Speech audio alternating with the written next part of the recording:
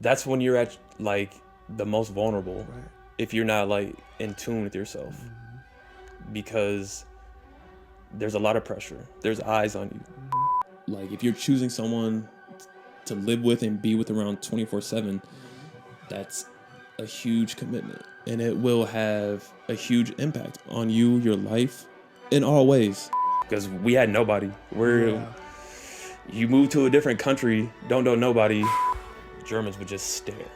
Yeah, bro. Those two things just like killed me. Yo, I remember.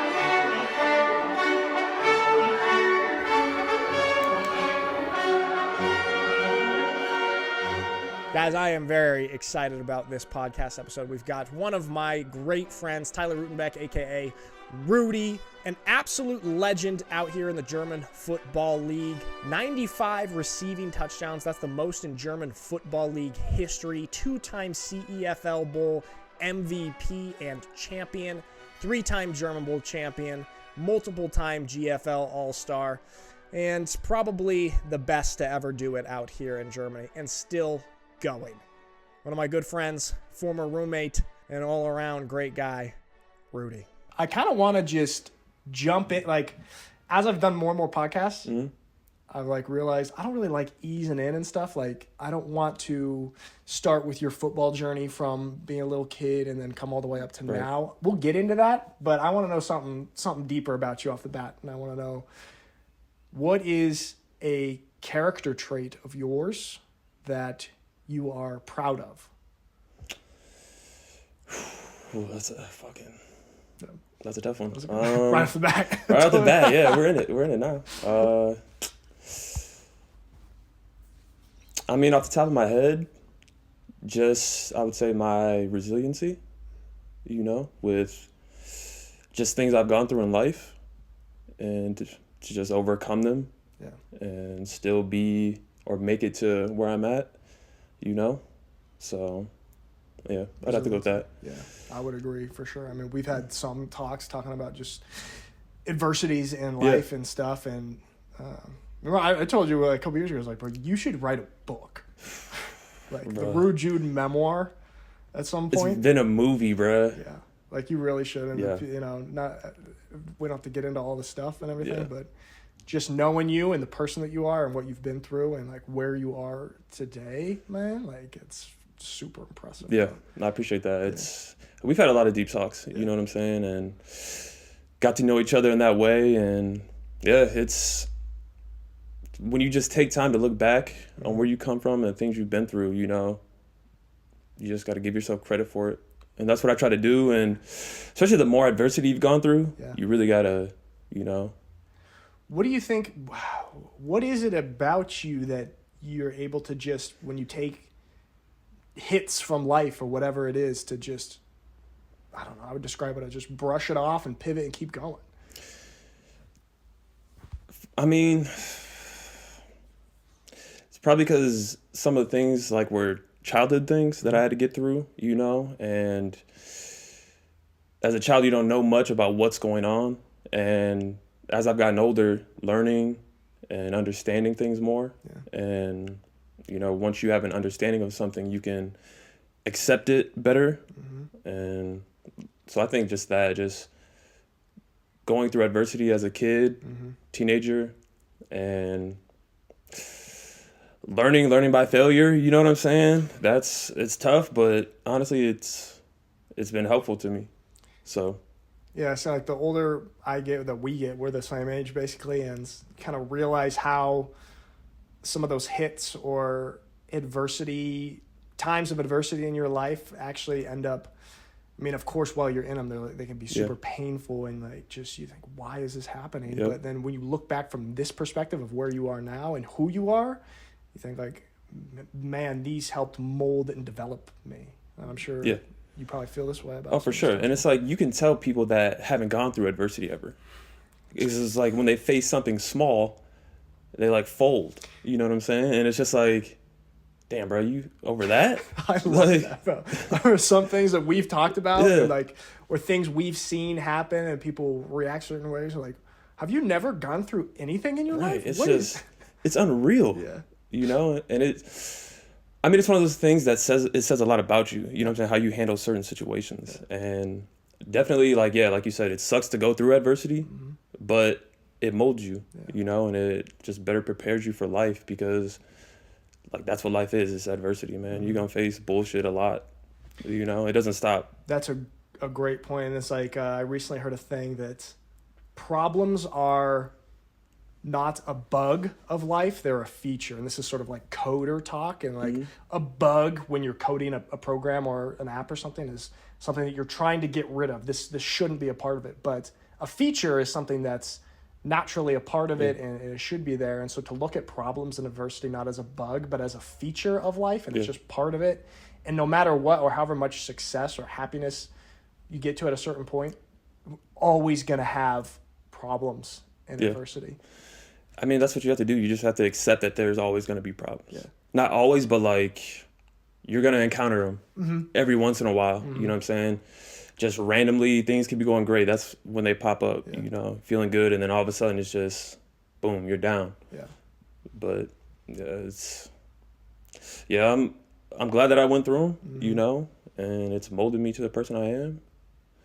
And it's just, they are a feature. That's what it is. You have to accept it. Yeah. The sooner you accept that, like, the better off you'll be. And that doesn't mean you, like, can't be affected by it, but it's like, how much are you affected by it? Right. I would add, what is, kind of speaking in the same arena, can you give an example of a failure of yours, or something at least that felt like a failure in the moment, but that turned into a lesson for you, and what that lesson could have been? I think I'd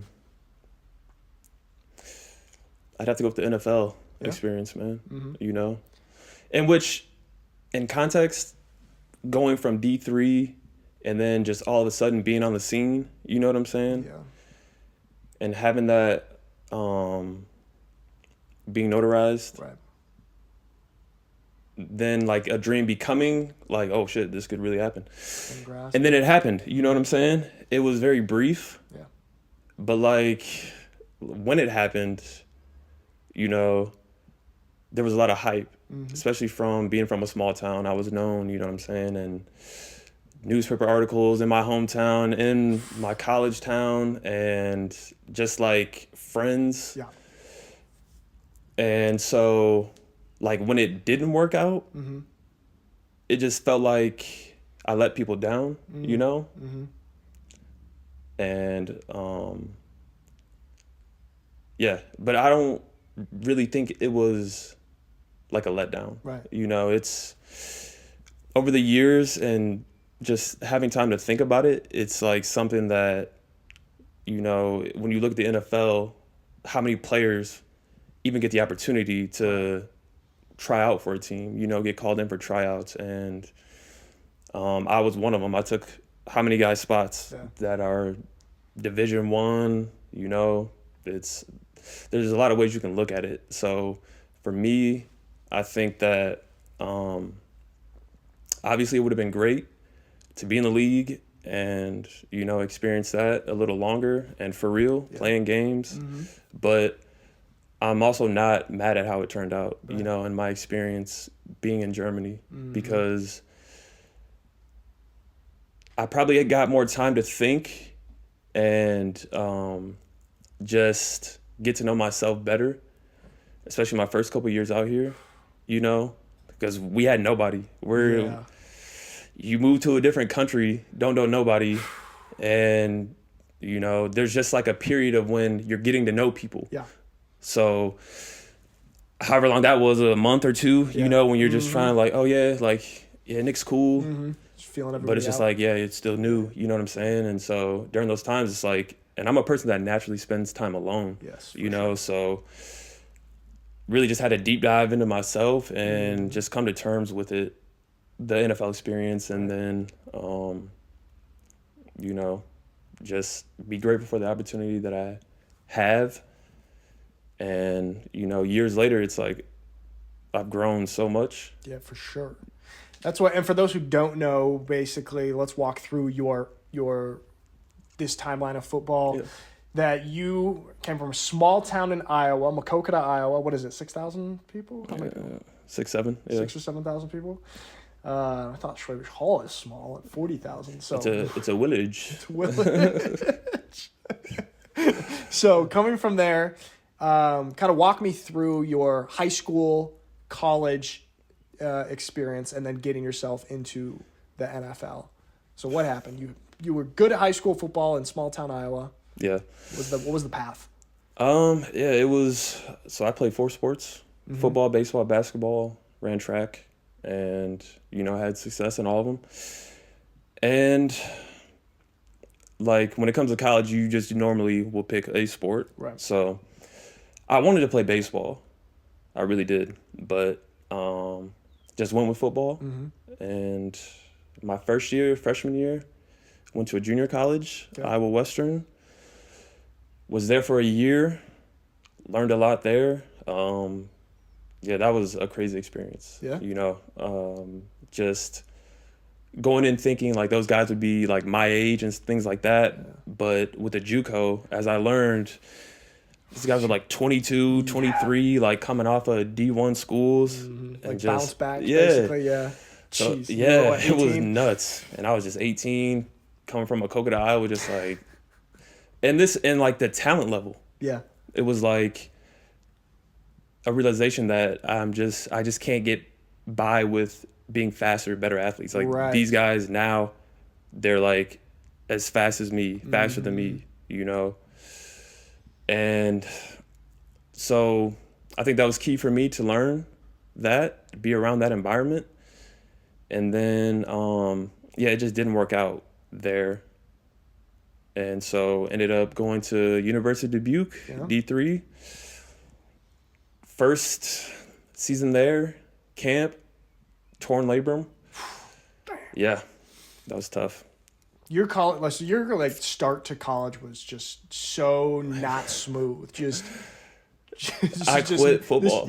Really? Yeah. Oh, okay, for a brief moment. What happened? So after my injury, my labrum, I was at a point where like I didn't even know if I wanted to play football. Yeah. Like I kind of just wanted to be done and just start life, And at that time I didn't really have a lot of direction. But football wasn't number one like it was. Sports wasn't number one like it was, So I was kind of just going through those kinds of things, figuring out what I wanted to do. And then I got hurt. Yeah. Had to miss a season. So after that season, that summer, I was just like, I think I'm done. And then like camp was starting to approach, fall camp. And I didn't show up. I told my position coach and then my head coach, but like he wasn't going for it, And like it's crazy, man, because I literally showed up to a beer league softball game. Dude, it's nuts. It's nuts. He calls me, my head coach calls me and is like, get your ass to camp. Get your ass back to the campus. Yeah. And he just like wouldn't take no for an answer. Damn, that's a good coach. Yeah, and so I played that game, beer league game, softball. It was great. And then got that game. Got that game in, baby. And then I went to campus the next day. Yeah, got all that shit taken care of, and I was back in it. Damn, bro. So you really just had such a zigzag, spin around, back and forth, not smooth start to college football at all. But then once you get through all this, you end up having a lot of success at Dubuque. Were you a 3-year starter? 2-year. 2-year starter. Yep. All American? Yeah, I was 3 years. Actually, I think I was 3 years. Bro, I was. I looked at all of your footage and all of your highlight tapes when I was editing Unicorn Time. I've seen all your college footage, bro. I love your highlight tapes. God damn. I put the one of you catching that long touchdown in the snow, diving. That's sick. Yeah, that was sick. We took an L, but... Yeah, that was a good touchdown. Yeah. So then you had basically a phenomenal career at Dubuque, and this coming from a Division III, getting the attention of NFL scouts. Yeah. And then so what you got... You had a good pro day and then got invited to a camp, or how'd it go down? Yeah, so basically, like, I had good coaching at Iowa Western. Yeah. That was, like, my first real coaching of how to be a wide receiver. Okay. And then I went to UD, and it just like was even more so. Yeah. Like my head coach was D3 Hall of Fame. Yeah. And Jordan always talks about this guy, doesn't he? yeah, Does he know Stan Sweeple. Yes. And then his son Michael, Mike's who was just a baller. He's probably he might be the best receiver I've seen, man. That's what you've been D3 saying, Gagliardi, like D3 Heisman. He went and played at Vienna, right? Yeah. Okay. So that's kind of like how Jordan knows me. Oh yeah. Michael told him about me. Okay. So I think it was Jordan just kind of kept an eye on me after that. That's so dope. But yeah, Mike was a baller. So it was just like I was learning how to be a receiver and not just relying on Your athletic ability. Yeah. You know, it got me far, but at some point you got to learn like what it takes, Mm-hmm. you know? So learn that. And then, the confidence grew, you know, started making some plays and got coaches believing in you, you know, and like what gets me is like kids these days is they think that like everyone was just a starter or things were just given to them. Yeah. And they don't understand like you got to wait your turn. Yeah. You know, work hard, grind, and like learn.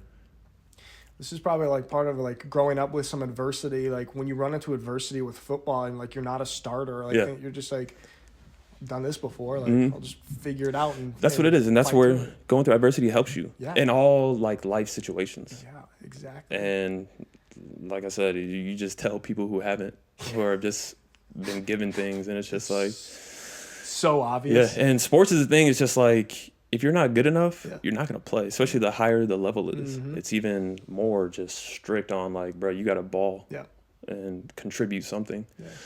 But so it started off slow. My first year starting, you know, I was really just coming into my own. Yep. And then second year, that was my All-American year. Yeah. I surprised myself. Really? I think, But and then senior year. So that my junior year is what put me on the map. Okay. The numbers I put up, I think. How many touchdowns do you have? 22. Damn. Yeah. I think I led the nation. Two. Yeah. I think I led the nation in touchdowns. So and you know, with like small schools, like they look at that and it's like, oh well, it's D3. Exactly. So that's when I had to put the numbers behind it. And so after my junior season, that winter, a Cowboy scout and a Viking scout came, and it was me and then Darren Miles, who was a safety, went to Tennessee, University of Tennessee, like baller, and we did like a mini combine, and I think I ran like 4.4, and good agility drills and 5.10 5s, and that just like solidified my stats basically. So you had the good numbers on the field from the season, and then you got to get the athletic numbers exactly. As well. And then so this combination got you a little bit of attention enough to get these. It actually got me a lot of attention, man. Yeah. That following, like going in my senior season, like fall camp, I was talking to NFL scouts like after every practice. How did that feel? It was crazy. Was it crazy? It's crazy. Like, they were saying some wild shit to me. Like, it was like the Brown scout was like just super intense. You know what I'm saying? And it's like I just got out of a 2-hour practice. It's hot as fuck. Yeah. And he's like, I put you in a phone booth with 4 of the guys. Are you making it out? And I was just like, I mean, yeah. What? Like, what the fuck? So. Like, yeah, I'm gonna do my best, man. I'm trying to get out of there. Can't even imagine. 4 people can't even fit in a phone booth. Yeah, it's like I'm like, dude. But this is supposed to like test like your mental fortitude or like how tough you are. Yeah, and it's just like I'm not even like a dude like that is over masculine and like running my mouth and shit. This is what I don't like. Like sometimes these kind of questions, or I guess like nowadays a lot of the NFL coaches are asking like, are you a dog or a cat? Or like it's just every guy's like, I'm a dog. Yeah. Or like, I'm like everyone's gonna talk the talk. Yeah. But it's like it's way different than walking the walk. Exactly, bro. Yeah. So it's like for me, it was just like in my head, I'm just like, what the fuck? Yeah. Like, what do you mean, bro? But of course, like, it's just like, I was like, I'm gonna make it out. Mm-hmm. I can't remember exactly what I said, but it was something like that. But you know, these questions are just wild. Yeah, for sure. And but the overall experience was dope. Yeah. You know, having them at practice, watching you, you know, it just becomes real. You're like, yo. Do you feel like that? Because this is like going into your senior year. Do you feel like that put an added pressure onto your senior year? Having this attention? Yeah, a little bit, but I don't think it was like a negative way. Right. But like I kind of liked it, you know, because it brought out the best in me. This is what I want to get into, and we'll get into it a little bit of pressure, especially with you, because just seeing you from an outside perspective, like I 100% agree that pressure brings out the best in you, and it doesn't for everybody. A lot of people fold or crumble under pressure, and like the one thing that I don't want to get too off track here, but the one thing I'm thinking about is when 2021 CEFL. And we did those interviews all week. You know, I was making that little mini documentary because I couldn't play. And I asked you about like pressure. And of course, with the CEFL, you can only pick one American to play. And Jordan picks you. He's like, because Rudy is going to make those big plays in that game. And, you know, people are saying all this stuff. And it does put on a pressure to you and puts expectations on you. Yeah. And you had the same exact answer, just like, yeah, but I mean, really, the pressure is like more from myself and the expectations I have for myself. And it seems like when there are these situations, this is where you always perform your best. Yeah. It's just like that CEFL game, having those 2 big touchdowns, German Bowls. Yeah. And, yeah, man, I totally agree. Like, you're one of the guys that rises to pressure. Yeah. I mean, that's how you got to be, you know? And I pride myself on that. Yeah. But it's all starts like how do you view pressure, right? You know, and like all these things tie in together. These adversity, you know, that like we've said it multiple times. It's molded me. Yes. And it's not just for life. It's for sports as well. It's, you know, and so in those moments like in that CFL, it didn't start that great, you know. Exactly. Yeah, it didn't start that great. Yeah, it was a tough start for me personally, but and for the team, you know. For sure. So with that is like there was a couple big plays at the beginning that for me I've made a career off making plays like that, you know. So that's just become the expectation for me. And with those 2 plays, you know, having to adjust and make the play, try to make the play, and not doing it is just like, for me, it's just like, what the fuck? Like, in my head, it's just like, what the fuck's going on? You know, because I'm expecting just to catch it. Like, and then you don't catch it, and it's just like, what the fuck just happened? Yeah. And that's the thing. You could, like, feel that. It's like, if you were to have caught those would have been fucking crazy, ridiculous catches. But because of your past performances, like, the expectation is always there, and it's like, well, of course Rudy's always going to make the most ridiculous catches that other people are physically incapable of making. And it's like, when that doesn't happen, statistically that shouldn't happen. But people's minds have gotten so used to, Rudy always comes down with any ball that's within, 10 yards of him. And that's kind of like the double-edged sword of, like, making plays like that. It's just like you do it for so long, people will expect you to do it, and then at some point we'll forget about the difficulty of some of those catches, you know. And the standard for me and then somebody else is like vastly different, you know. So somebody else dropping those or not coming down with those, it's just like no big deal. But it's me. It's just like, damn, like, is Rudy okay? And that's what I felt. Yes, I felt that. And it was kind of just like, I'd ask myself, like, do I still have it? Like, can I make those plays? You know? It's just like, and when you're in the moment, sometimes, like, you think extreme like that, you know? And so it was, like, extreme, especially after the second one. Right. It was like, what the fuck is going on? Like, do I just not have it like that? And so, you know, after halftime, just had to lock in. But it's just, that's sports, man. Yeah. It's not going to go your way all the time. And I've been fortunate enough to have it go my way a lot. Yeah. You know, so that's also what makes it harder in those moments. It's just like, all right, it's not going your way. Like, I could have just had a bad rest of the game, you know? But, like, in those moments when it's crunch time, it's like, I don't know. I don't want to jinx myself, but it's like, you just got to flip a switch, man. Like, and I felt it, you know? Yeah. I felt that pressure, and coming out of halftime, it was like, That's what I was wondering. It's just like, how do you have like a conscious inner dialogue where you're able to flip the switch, or you tell yourself something, you're like, all right, those are in the past, like that doesn't matter, I'm going from here on? Or do you, like, is there something that you're telling yourself in those moments? Yeah, I mean, I talk to myself a lot, just no matter on the field or off it, you know, so I'm in my head a lot. Right. And then, like, for those moments, it's just like talking yourself through what's going on, and try not to be like over emotional. Right. And like naturally, I'm a dude that just stays right here. Yep. But I have my moments like where I'm just like on 100. You know what I'm saying? And sometimes, I do know what you're saying. yeah. And so, like, I'm just trying to keep myself as calm as possible, and that's like, you know, meditation. I meditate, so it's breathing exercises and just staying present.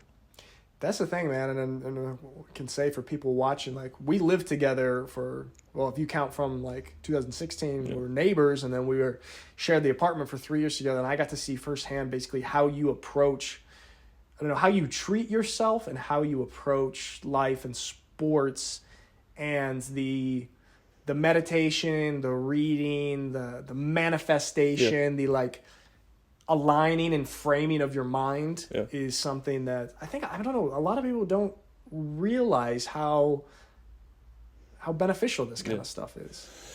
Yeah, it's like when you're going through like adversity and chaotic moments, like in games, big games, it's like that's when you're at like the most vulnerable. Right. If you're not like in tune with yourself, because there's a lot of pressure. There's eyes on you. And, you know, you got some people are waiting for you to break, melt down. And so I'm just like conscious of that. Right. Then how does it feel sticking on the moment of this game? Like once you do catch that first 99-yard touchdown pass, and you guys got to check out the mini documentary. Put a little Drake on there. Got to. How did that feel? Like right when you redeem yourself or whatever. Yeah, it was, man, that felt so good. And it's just like, it takes one. Yeah. It just takes one for confidence. Yeah. And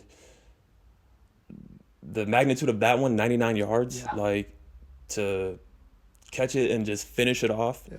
Like, yeah, I needed that. And so after that, I was just like, all right, yeah, we on. I love what you just said there. Like, it just takes one. And that, like, transcends out, not just in sports, but in life. And it's like, you can apply that to so many different things. It's like, you could be working on something for 6 months, a year, 3 years, and nothing happens. But then one day, you push just enough. Yeah. And then everything changes. It just takes one. Yeah. And it's like, the magnitude of that statement, both in sports and in life, I think, like, you know, you look at like the graph of some success in different categories of life, and it looks like it's like this for so long, and then all of a sudden, boom, up, and then it goes exponentially. That's what it is. You got to be able to just like thug out those plateaus, man, and where you're just. Those are times you can lose yourself. Yeah. You know, I find myself in that right now. Right. And just, you know, being on the back end of my career and wondering, like, what's next? Yeah. You know? I'm doing a master's right now, you know, so I have that, but... Yeah, where are you at? So, obviously, you and I, you know, we're in the 30s now. Yeah. I retired. You're still playing. But, you know, when you get in the 30s, like you said, on the back end of the career and stuff, where are you at mentally with the game of football and with entering your next chapter of life? I think I'm more ready to enter the next chapter. Yeah. And I feel the pressure from that a little bit, just like trying to figure out what's next in that. Because, I mean, I've accomplished a lot in the football, you know. There's not really much left to do. Yeah. With that, I guess, I've been blessed to come out here and be able to win championships, man. Like, that's something I thought that I just wouldn't have the opportunity to do or be able to feel what that feels like. I've been on just like mediocre teams, teams with potential but never living up to it. And then it's like I had to go all the way to Germany. I had to not make it into the NFL to like feel that, you know, and it's just crazy when you think about it. Like when I just sit back and think about that. But so I'm just blessed for that, to have rings, to play in those games, to know what it feels like to play in a playoff game, a German Bowl, or just like a European championship, you know, and like, bro, it's many. Those are like those memories. While you're saying that, I'm almost getting like chills thinking about like a 2017 German Bowl, like where you had the game-winning touchdown, the long-ass pass, and just the feeling of winning that, and especially with that one in particular where we had like lost the previous year. Yeah. You didn't get to play in the previous German Bowl, and it's just those memories and those experiences are just they're just fucking treasure, bro. They're just absolute treasure. Exactly. It's just so incredible. Yeah. And then just like the Unicorns taking L's to Braunschweig for how many years straight. Mm-hmm. And then to be a part of that team that like flips it, you know what I'm saying? That's what Jordan was saying is and why that 2017 one was so special. Because it was like basically 4 or 5 years in the making. Yeah.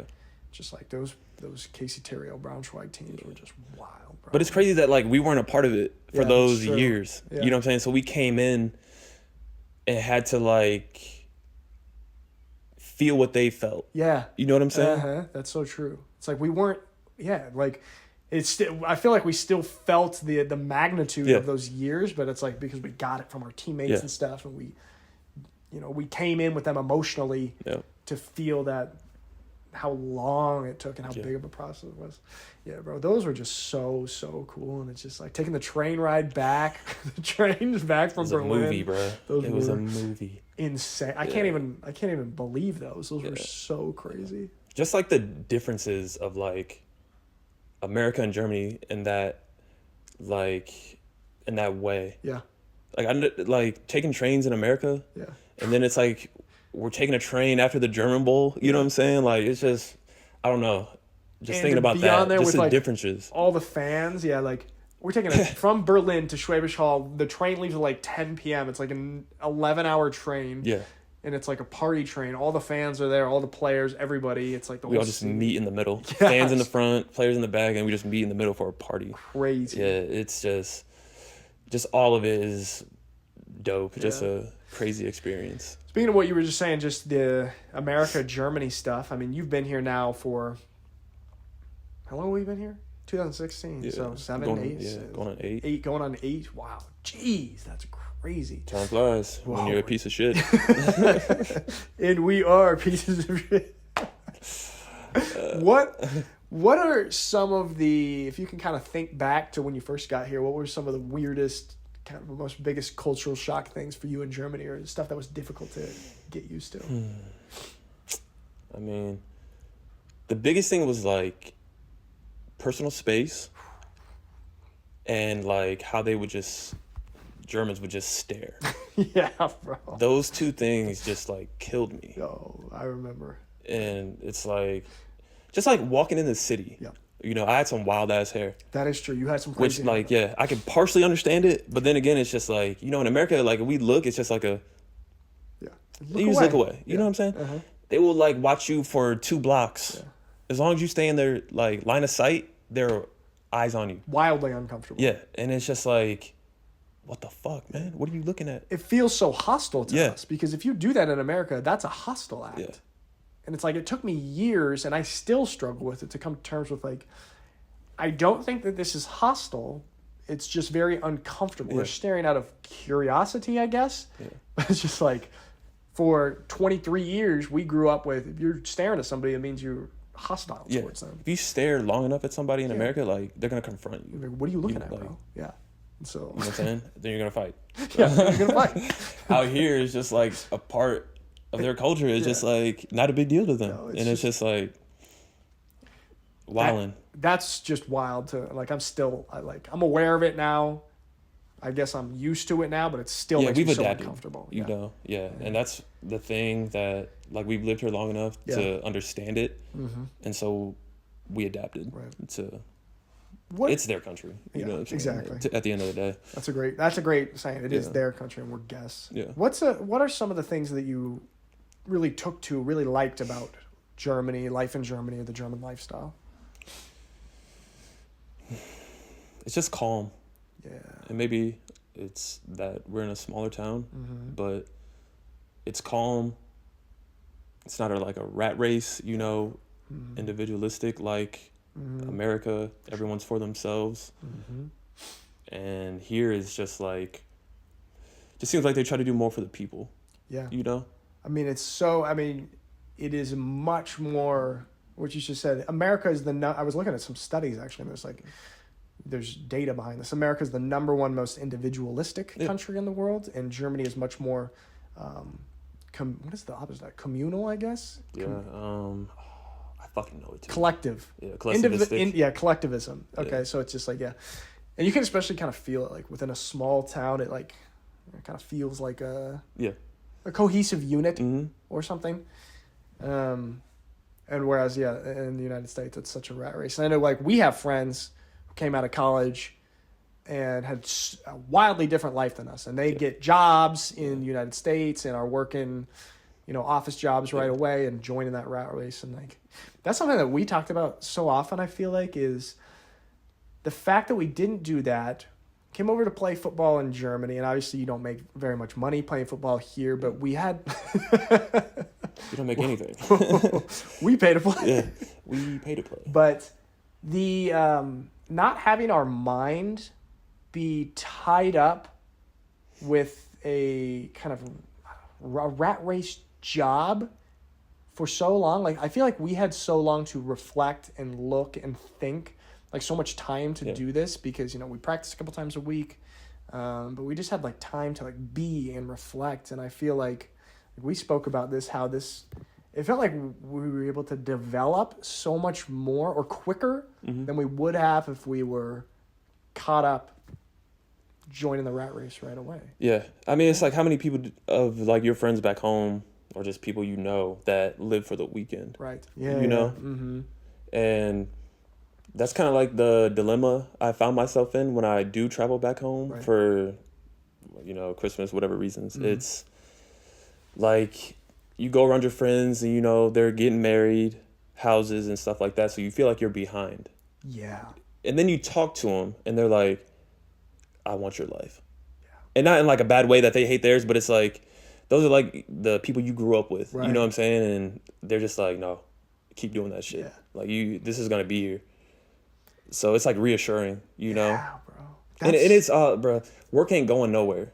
That's great. Exactly. Work ain't going nowhere. So that's such a good point because we get that you go back and you see and you do feel behind because like we aren't hitting or haven't been hitting like those traditional life milestones that people in their 20s often hit, like getting a certain job, buying a house, buying a car, getting married. Like we're not hitting those in time, and so that you could on the surface feel behind. But I think we both like at moments have like thought that or struggle with that, but once we zoom out and kind of see this whole experience as a whole, like it's just what you said. A lot of people are like keep doing that as long as you can, and it's just the experiences that we've been able to have are priceless. Yeah, I wouldn't trade that shit for anything. Yeah, that's just like and such a good thing that you said is work's not going anywhere. No, it's like you can always do that. Yeah, you can't always go play football in Germany.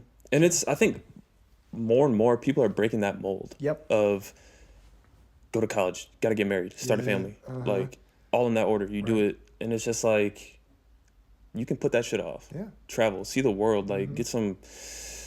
And honestly, I don't know if I would have done it if I hadn't come here. Yeah, maybe my perspective is different if I stayed home or stayed in America and started working and stuff like that. But I'm glad I came out here and have this perspective that I do because I think it's the way to do it. Absolutely. You don't have to just go start working right after college. And like these people, a lot of people just don't get any time to themselves, and why they're so stressed out is like they didn't get to travel very much or, in America you work like a lot of the jobs, but in Germany, no matter where you work, you're gonna get some time off. Yeah. Extensive amount. Yeah. You know, so The work-life balance. It's essential to life, happiness. That's like such a thing that I've changed my perspective on.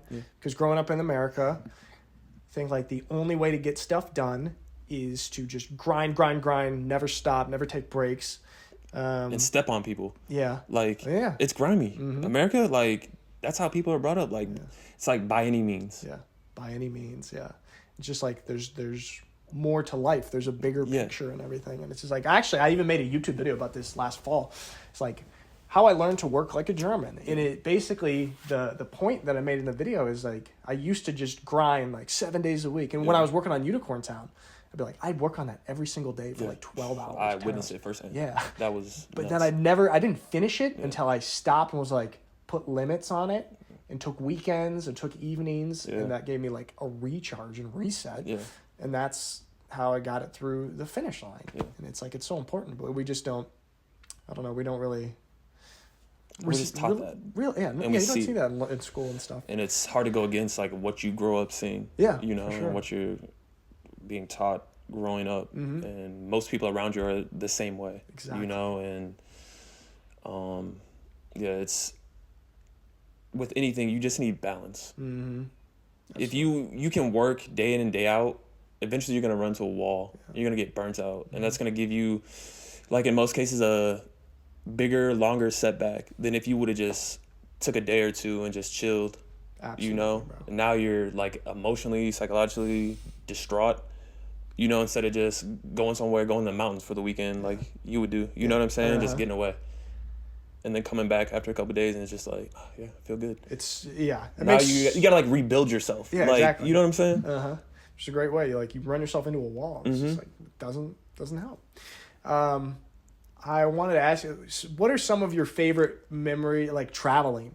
Because we've been super lucky to be able to, like I said, we don't make very much money, but we are rich in time and experiences out here, like just wealthy with that. What poor in money, wealthy in experiences. SHA Unicorns. I'm a little cash poor right now, but I could lend you some time. What are some of your favorite experiences traveling? Man. Fuck, where do I start, man? Ireland was crazy. That was the awesome. Cliffs of Moher. Yeah, that was so cool when we went there. It's just like, felt like you were at the edge of the world. Yeah. And when you like think like how they thought way back when, you know what I'm saying? It's like they probably thought like, oh, the world ends right here. Yeah. Like there's nothing, there's just water. That's how I feel. You know what I'm saying? Oh, this is it. Yeah. And it's like once you're standing there and feeling that, like you can understand where they're coming from with that. It's just like, yo, this feels like the edge of the fucking world. It's crazy. Yeah. It's like to see that. And to see that in person, it was just like, I'd see pictures of that and stuff. But for us to be there and see that, and it was so windy, and it's like, remember I put up my drone, and it was so windy, the drone was like caught out over the sea.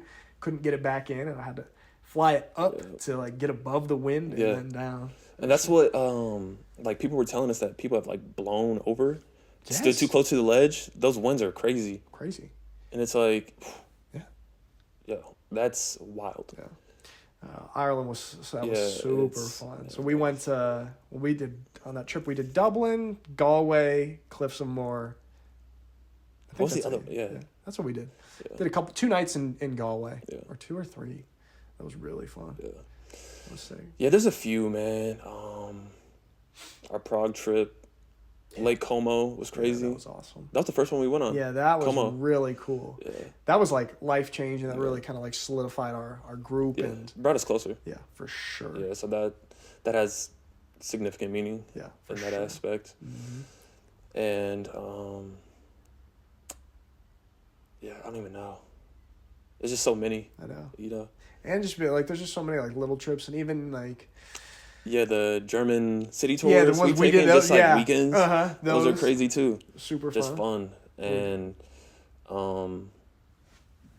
the fuck out of here. Is there a fly? Yeah.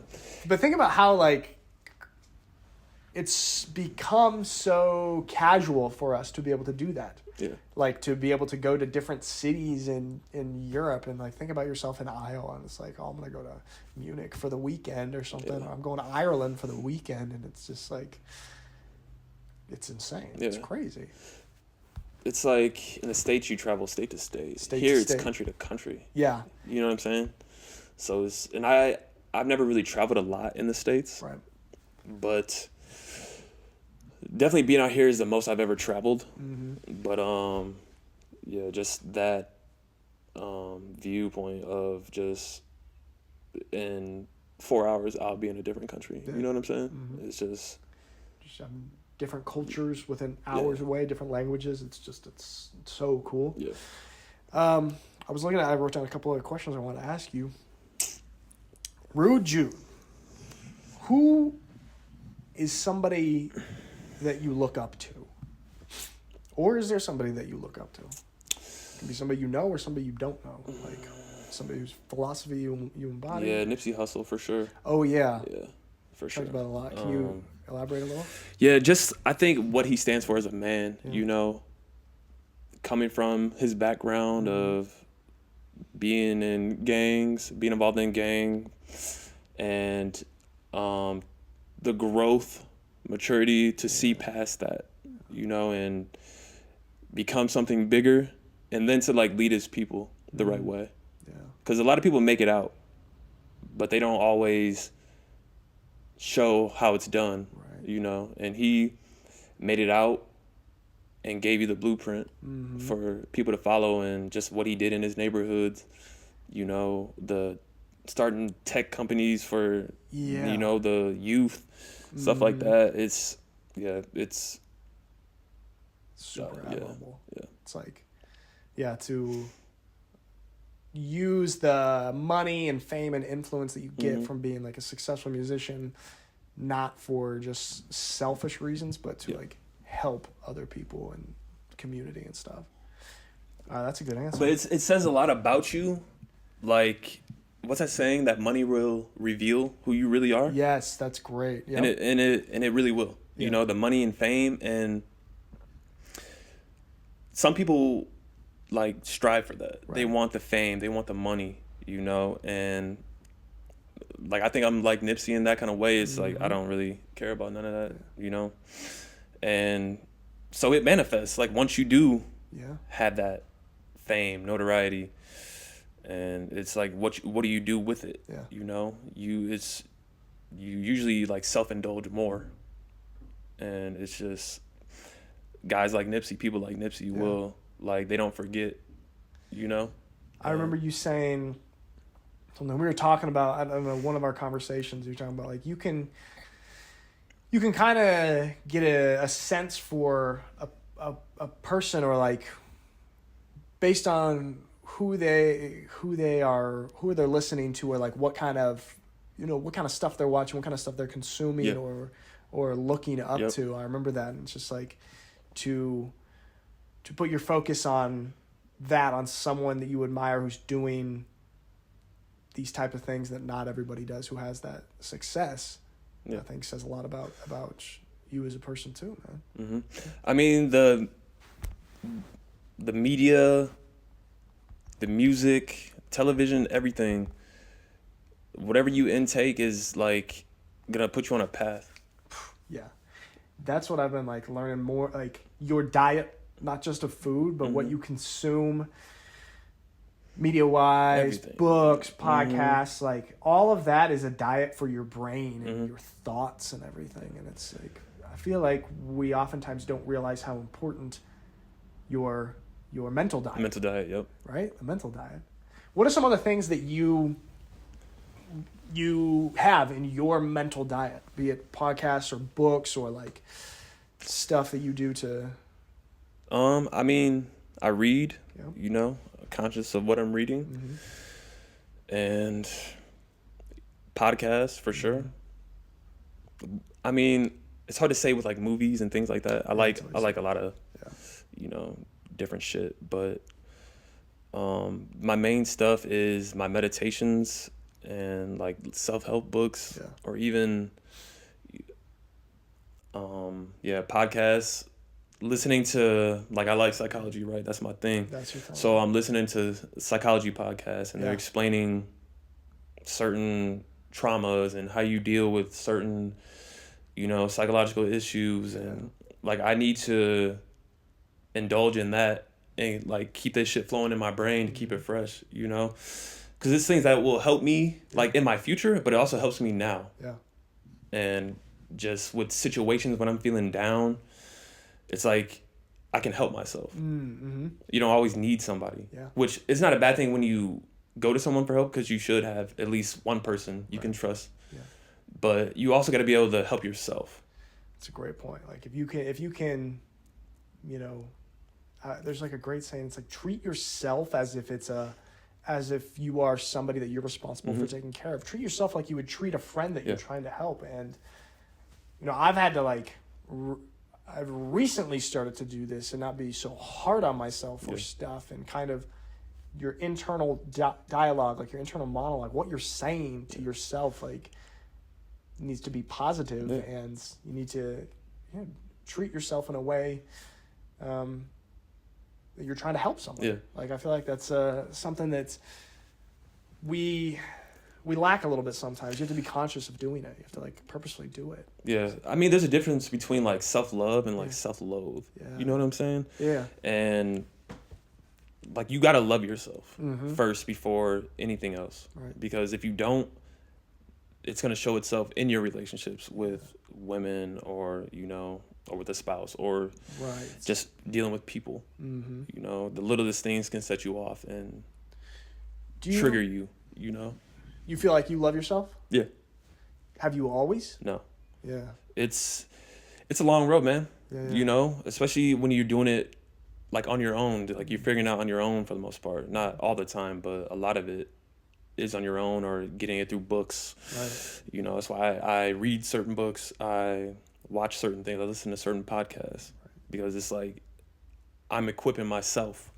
You know what I'm saying? Because at the end of the day, you got to have your own bag. Mm-hmm. There's a lot of people that'll fold on you, and just a lot of people might like you because you have YouTube. Mm-hmm. You know what I'm saying? You got this plaque right here. Yeah. You're somebody. Uh-huh. But do they really, like, fuck with you like that? Yeah. Will they have your back through? Mm-hmm. That's the question. The word you said, equip yourself. I like that a lot. Like, what you do, what you consume, what you put yourself through helps equip you. Mm-hmm. Maybe mentally and physically for different challenges in life. Yeah. It's like we talk about adversity. It's like when you face those adverse moments, you're going to go back to, like, what you've been consuming. Right. You know what I'm saying? Mm-hmm. So, like, guys like us, people like us who just, like, make an effort to put that time in to better ourselves mentally, like, it means something. It doesn't have to be every day. It's not every day for me. Yeah. I have days where I don't. Right. But it's like you got to make some kind of an effort. That's the thing. I feel like once you become aware of that, and you're like, okay, I know I need to start treating myself this way. Yeah. It's like that's a huge step. Mm-hmm. And then you can build some momentum with making sure you have these habits that are good for you and consuming good stuff for you. But I think what you just said, like, just putting in an effort is a huge first step in the right direction. It's like, it's half the battle. Yeah, self-awareness, man. Self-awareness. You just got to be self-aware. That's something that I feel like, for the most part, you and I have. Yeah. And I don't know. I feel like a lot of people, I think that is something that you can never really truly, be in your own skin and live your life to the fullest if you don't have it. If you don't recognize your flaws, what you're good at, what you're bad at, what are your biases, where you, like, continually see yourself making, the wrong decisions, or looking at things from a juvenile point of view. Yeah. And that's the problem. Like, people are just, like, fucking delusional, man. They're not real with themselves. Right? Yeah. And therefore, it just manifests into, like, their life. Yeah. You know what I'm saying? And with our group, like how we came in, people who aren't self-aware, they stick out. Yeah. you know, and you can see that they feel it at some point. Right. Because it's like any right-minded person is going to understand, like, okay, like for our import situation. Right. We were staples here for a few years, so the guys coming in, you know, they don't have to fit our mold, right. but like our mold isn't bad. Like we're just like normal, regular dudes, man. We don't, you know what I'm saying? So it's not anything crazy. But it's like if you're acting wild, out of control, delusional, you'll stick out. Yeah. And then at some point it's got to trigger in your brain like, all right, I got to like change a little bit. You know what I'm saying? And that's what's so important about who's in your circle. That's just huge. What's it say? Like you'll become the 5 people you're around the most? You're the average of the 5 people you hang out with the most. And it's like, for me, I just want to be around people that are smarter than me, people I can learn from, and people who are just genuine and trying to go towards something. You know what I'm saying? Trying to go towards something. Yeah. That's a great thing. Yeah, the as we get older and realize how much, as much as sometimes I don't want to admit it, like the people that you know, I want to think like, oh, I am, you know, creating everything of my personality. It's all, but it's like the people that you hang out with and spend time with and communicate with, they have a huge impact on your personality, and like the conversations that you're having reframes your mind, and it's so important to surround yourself, like you said, with people that are, you know, genuine, honest with themselves, honest with you, and it's a huge thing. I think that's like, as we get older, that's something we both like put value on. It's like the people that you spend time with is so important. It's crucial, man. Yeah. But it's then again, how much do you seek personal growth? Right. Right. If you don't seek it that much, then you probably don't care. Yeah. But when you do, you're just more aware of who you're around, who you spend your time with, who you give your energy to. Yeah. And I mean, we're all different. We all value different things. And no one's right, no one's wrong. You know, it's you got to align yourself with the people that you're in the same direction with. I like that a lot, bro. I want to ask you, we kind of touched on it a little bit, and it's kind of hard to, what is your, where do you see yourself in 5 to 10 years? Tough one. Yeah. Fucking tough really one. Tough. God damn. Don't ask me it.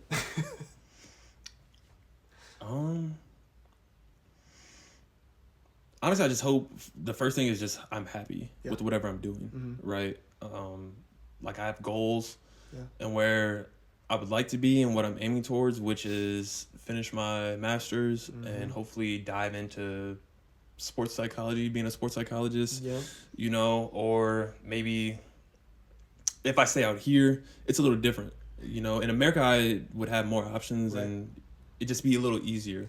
What we say, there is a perfect job for you in the United States, which would be like being a high school football coach and guidance counselor at the school. Like that's such a great job, but like that doesn't really exist in the same way out here. That's what's hard because that's what I want to do. And so being out here is like, how do I combine those two? Yeah. It's not impossible, but it's just, you know what I'm saying? You just got to bring it together in a different way. Right. So I'm trying to find that way as I'm, you know, getting my degree. But, I hope I'm happy. And then hopefully in a job, you know, I found it doing something constructive, you know, got a family, you know, good woman, family, you know, things like that. It's simple. I'm a simple dude, you know.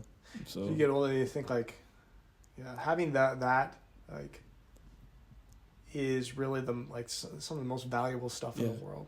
It's like, I've been listening to all these podcasts about, like, of course I have all aspirations like professionally and with work and stuff, and it's like with film and YouTube and like, of course, but then you like listen to some of these studies about people who always or who put off forever and ever, like having put a family and relationships on the back burner, and all of a sudden, you know, you've come to a point in your life where like, well, this chapter closed, this window closed because I wasn't focusing on it at all.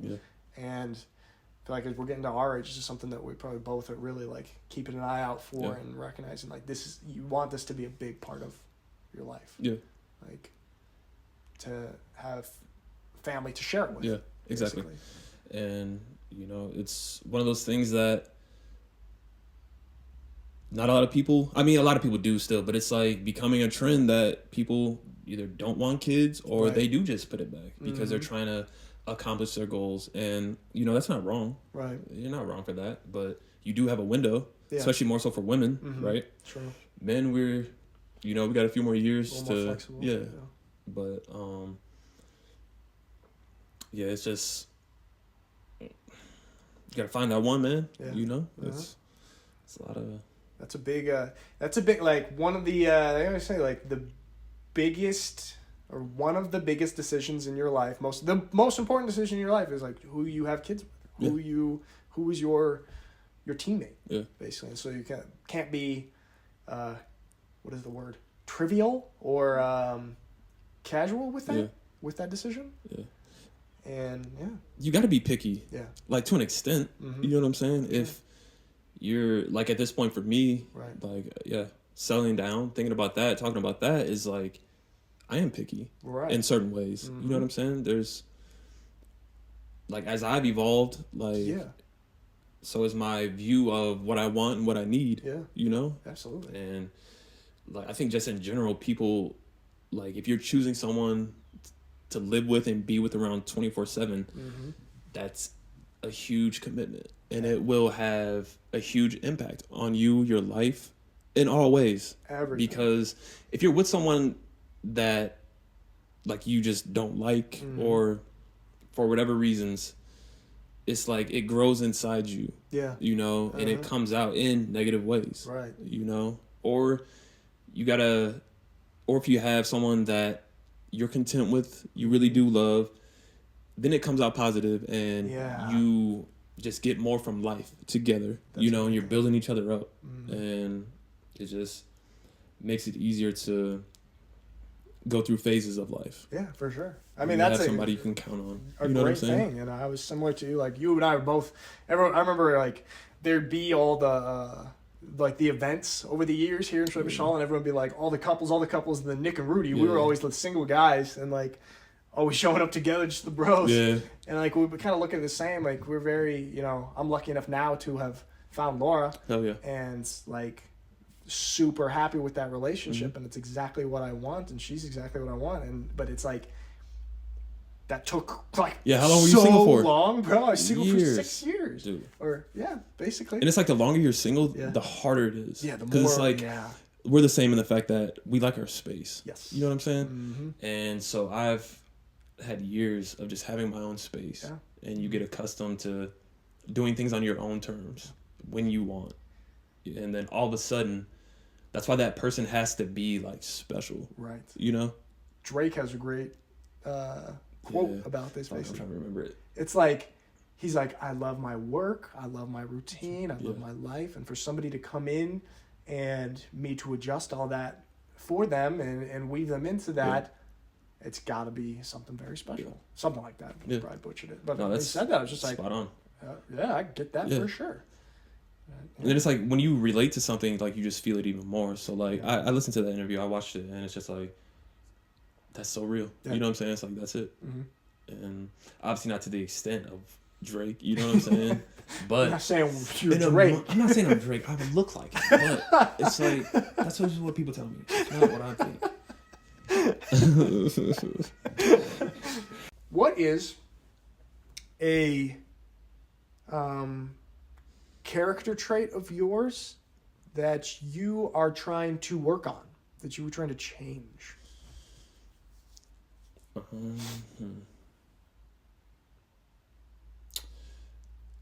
how do I put it? There's a part of me that it's easy for me to just like wash my hands with things and people, situations. Yeah. And it's a good trait, right? But it's also not, because you do that to the wrong people. And that's one of the things I'm working on personally, to not be so quick to just rid myself of, and it's not even like so much in such a negative way, right? But it's just like rid myself of people or things. Just trying to be more consistent with that, and in my just approach to dealing with people and relationships and just everything. Because I have a tendency to just like, all right, it's not for me, it's I'm off it. What is like disassociate, so it's like step back and exactly. But you lose a lot of good people, you know, if you do it enough. Like it's a good like defensive mechanism, right? Yes, defensive mechanism. So for sure. For that purpose, I like it. But also, like you lose some good people here and there, or maybe some opportunities that if you would have just stayed with it a little bit longer, or not been so quick to remove yourself, or right. Okay, that makes sense. That's great. That's like a really good thing, because like it has its moments and it has its uses, but like not all the time. And like to know, like to have the discernment, because I feel sometimes I'm a similar way with that stuff, and to know when to use it and when to not. It's like super important. Back to football, because this is the Imported Podcast. How are you feeling about this season with the SHA Unicorns, and what are your personal goals? Obviously it's a little different, this year with everything that's taken place. And at the beginning, like the first practice, it was weird to go out there and not to see the faces I've seen for 7 years. So that was really kind of tough, mentally, just like, that's the moment where it all just set in. It's like, oh yeah, this is real. They're gone, and it is what it is.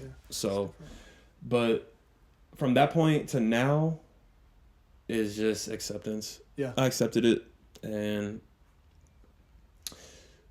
just try to move forward and produce the best we can, and we still have a solid team. Like, don't get me wrong. Like, I don't have doubts about our team. Absolutely. It's an opportunity for a lot of people, coaching wise and player wise.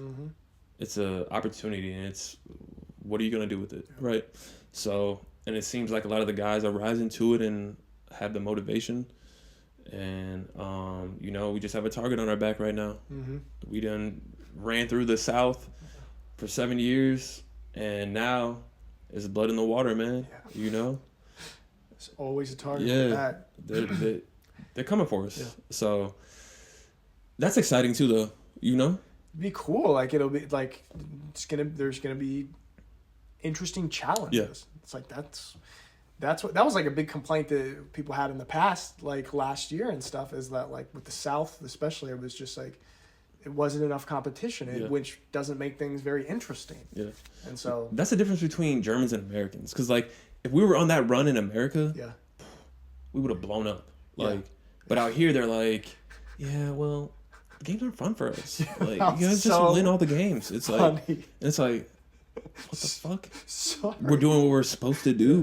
Like the biggest criticism was is that we were winning games. It was boring because you knew the Unicorns were going to win too much.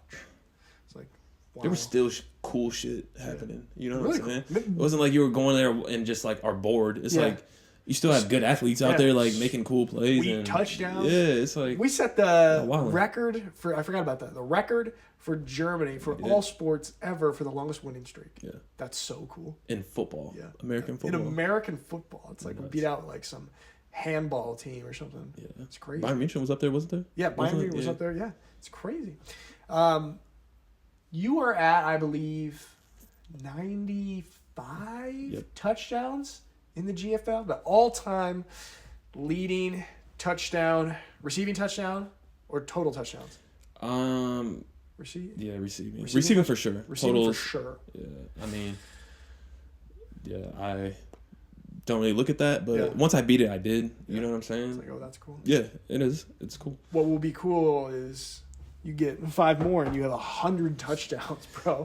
Giving them Dunskies. Yes. Like, that's a cool way to go out. Yeah. Oh, yeah. Yeah. I'm definitely trying to get 100. And it's like those things I don't like to think about. I know. You know? Yeah. And when I was approaching that record, what was it, Robbinsburg? Yes. And they told me that in warm-ups. I think it might have been Riley. Yeah. Mentioned it, that I was like close to breaking it. Uh-huh. And then, you know what I'm saying? That's the homie. So he was feeding me the rock. He was trying to get it to you. Yeah. Appreciate you, Rye. He was trying to get you that incentive bonus. Yeah. Of $0. Of nothing. Fucking A, man. How crazy. Think about that, like, if you were to catch that, like, oh, Rudy just got like a $300,000 bonus for, bro. It was like, geez. See, in that sense, I might think about it more. Yeah, but that's true. I just think in general, I've never liked to think about personal stats or where I'm at. You know, I just have a belief in myself that I'm just going to do numbers throughout the season, you know, and I'll end up with what I have. But it's the way you've been doing it has been working, bro. That has been full of success. Yeah. All right, Rude Jude. Thanks a lot, man. Appreciate it. Hey, thanks for having me, man. Ladies and men. Later, Mamish. Thanks, guys.